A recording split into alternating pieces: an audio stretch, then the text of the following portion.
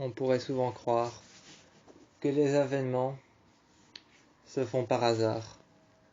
On pourrait très souvent croire que les événements sont des événements qui se font par hasard, des choses qui arrivent comme ça, des choses que l'on ne peut pas prévoir ou ni même ressentir, seulement le soir de l'accident de Styles, à travers la lumière qui réfléchissait à travers l'obscurité de la forêt.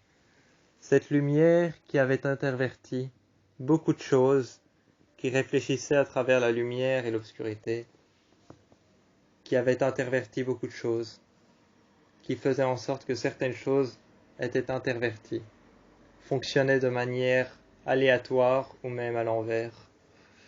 On pouvait croire que certaines choses étaient interverties à cause de la lumière de la lune, car la lune avait eu une très forte influence sur Styles ce soir-là. Ce soir-là, Styles ne se contrôlait plus. Il est donc arrivé seul sur la route. Métamorphosé en loup, il est arrivé seul sur la route. Mais ce n'était pas un avènement, ni même encore quelque chose que l'on pouvait prévoir ou qui pouvait être aléatoire ou prévisible, quelque chose que l'on ne pouvait pas prévoir ou quelque chose que l'on ne pouvait pas sentir. Ce soir-là, Styles fut arrivé sur la route. Incontrôlable, Derek le maîtrisa. Derek le maîtrisa alors. C'était lui qui était l'avènement à venir. Il était l'avènement à venir, il le maîtrisa au sol. Et c'est alors que contre le sol, sur la route, une voiture arriva à toute vitesse. Lorsqu'une voiture arriva à toute vitesse, il sut alors que l'accident de Styles pouvait très bien être fatal. Il sut que l'avènement était Derek, que les choses à venir étaient bientôt son apprentissage, et que son apprentissage allait durer la nuit entière, car la pleine lune ne faisait que commencer. Le soir venu, Styles abandonnèrent alors son match de lacrosse. Ils abandonnèrent son match de lacrosse. Il laissa ses équipements et sa crosse de côté, partir dans la forêt avec Derek. Derek qui partirent avec lui. Ils partirent tous les deux dans la forêt. L'avènement à venir était l'apprentissage de Styles. L'apprentissage de Styles fut rude et intense, telle la lune rouge qui pouvait apparaître d'un moment ou d'un autre. Telle la lune rouge qui pouvait apparaître d'un moment à un autre. Son apprentissage fut rude. Lorsque Derek le poussa à aller de plus en plus loin, remarquant que ses yeux devenaient alors jaunes, il comprit alors qu'il eût passé un stade. Il était devenu un oméga. Seulement cela avait duré plusieurs nuits à apprendre le self-control, plusieurs nuits à apprendre qui il était, plusieurs nuits à redouter le passé et à effacer certaines choses de sa mémoire, plusieurs nuits à redouter le passé, à effacer les choses de sa mémoire, à savoir que certaines choses ne sont pas obligatoires à retenir, à savoir que certaines choses sont néfastes pour la santé mentale autant que physique. Il fallait savoir que certaines choses n'étaient pas à retenir. La mort de sa mère, par exemple, son enfermement dans l'hôpital psychiatrique. Il savait que tout cela il devait laisser de côté. Lorsqu'il découvrit plus tard le soir que Derek l'avait mordu, à l'abdomen, il comprit alors, avec les mots de Derek, que c'était un cadeau,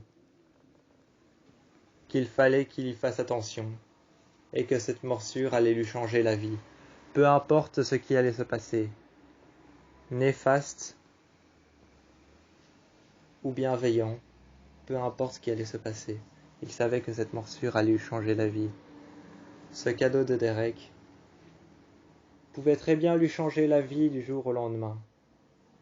Mais cependant, Styles savait qu'il y avait un apprentissage derrière. Il fallait apprendre à être un oméga pour savoir devenir un alpha. Ce soir-là, Styles était incontrôlable. Ce soir-là, une voiture était arrivée au loin. Une voiture était arrivée au loin, sortant de l'horizon, une horizon qui reflétait des braises de feu, une horizon qui ressemblait à un feu de forêt, une horizon qui ressemblait à un feu de forêt, une lumière d'horizon et un ciel jaune orangé. Au coucher de soleil, le ciel ressemblait à un brasier dont les braises étaient encore chaudes, un brasier dont les braises étaient encore chaudes. Ce soir-là, le brasier qui leur servait de ciel, qui ressemblait bel et bien à un ciel d'une lune de feu, était là pour prouver à Styles qu'il allait bel et bien réussir. Ce brasier de feu qui réfléchissait à travers la lumière de la lune, ce brasier de feu qui leur servait d'horizon. Styles le regardèrent avec beaucoup d'attention. Il savait que c'était un avènement à venir, pour lui expliquer qu'il allait bel et bien savoir ce qui allait se passer ensuite. Seulement, ce soir-là, une voiture est arrivée droit vers lui. Cette voiture fut arrêtée par sa force et son courage. Cette voiture fut alors un accident qui ne s'arrêta qu'en chute libre dans le fossé de la forêt. Cette voiture qui s'était arrêtée dans le fossé de la forêt en chute libre, cet accident provoqué par la force et le courage de Styles, ce soir-là, Derek le sauva et le ramena chez lui apprit alors le self-control, ce qu'il devait savoir, ce qu'il devait oublier, ce qu'il devait effacer de sa mémoire, ce qu'il n'avait pas à retenir pour devenir un alpha et un oméga. Devenant ainsi un oméga puis un alpha, lui apprenant ce qu'il ne devait plus savoir, ce qu'il devait oublier, ce qu'il ne devait pas retenir, ce qu'il devait effacer de sa mémoire. Il effaça alors tout de suite tous les souvenirs en rapport avec sa mère. Ses souvenirs, l'intervention de sa mère, qui fit en sorte que sa mère fut internée à Aiken House, l'intervention de sa mère, ses souvenirs, son enfance douloureuse, le jour où il a vu sa mère devenir folle, son intervention en hôpital psychiatrique. Tous ces souvenirs qui étaient refoulés dans sa mémoire disparaissèrent peu à peu, lorsque Derek lui disait d'oublier tout ce qu'il pouvait oublier. Lorsque Derek lui disait d'oublier tout ce qu'il pouvait oublier, il l'oubliait. Lorsque Derek lui ordonnait d'oublier tout ce qui pouvait lui briser le cœur ou se mettre en travers de sa route, il l'oubliait. Il oubliait alors tout ce qu'il pouvait lui mettre en travers de sa route. Tous ces souvenirs qui pouvaient être néfastes et se mettre en travers de sa route, ils les oublièrent. Sa mère, qui avait été internée à Aiken House, son intervention, le Wendigo qui avait rendu sa mère folle, son enfance douloureuse, encore bien d'autres choses. Tout ça, ils l'oublièrent. Ils oublièrent alors toutes les enquêtes qu'il avait dû résoudre avec son père, toutes ces choses surnaturelles qu'il avait dû résoudre. Ils les oublièrent peu à peu. Ça disparaissait peu à peu de sa mémoire, comme quelque chose qu'on pouvait effacer d'un tableau. Comme quelque chose qu'on effaçait d'un tableau, ça disparaissait peu à peu de sa mémoire.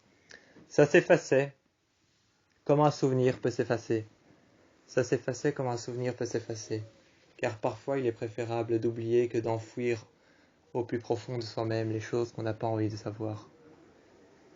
Les choses qu'on n'a pas envie de savoir, parfois il est préférable de les oublier et de ne pas les enfouir au plus profond de soi-même.